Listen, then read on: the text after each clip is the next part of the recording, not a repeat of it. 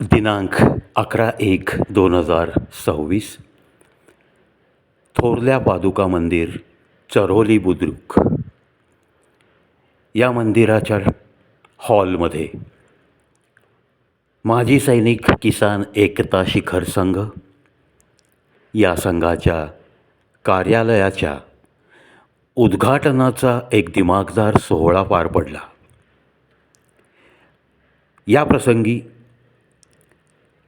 सन्माननीय अण्णा हजारे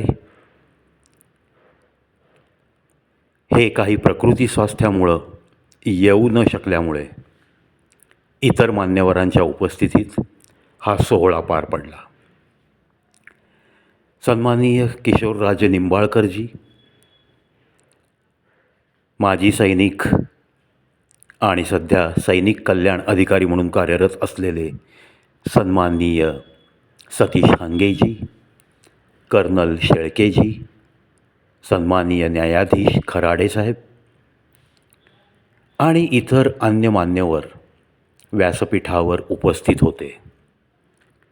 माजी सैनिक किसान एकता शिखर संघ यांनी लक्ष्मीनारायण नगर येथे आपलं कार्यालय स्थापित केलं आहे आणि त्यानिमित्त मग सन्माननीय पद्मभूषण, पद्मश्री अण्णा हजारेजी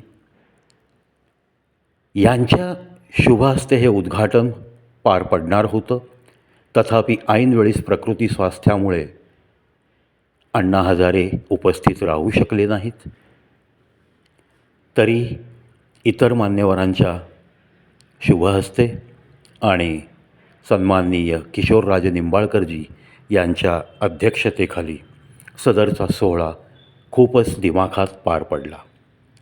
अनेक मान्यवरांनी आपली मनोगतं व्यक्त केली आणि माजी सैनिक किसान एकता शिखर संघ यांनी एक कोर कमिटी स्थापित केली.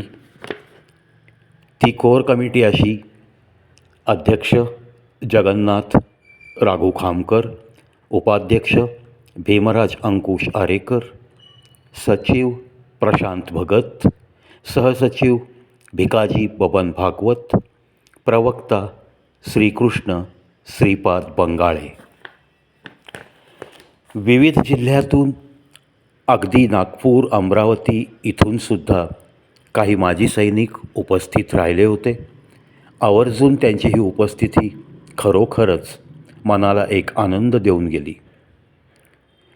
डॉक्टर व्यंकटराव तेलंगजी कर्नाटक राज्यातून आले होते.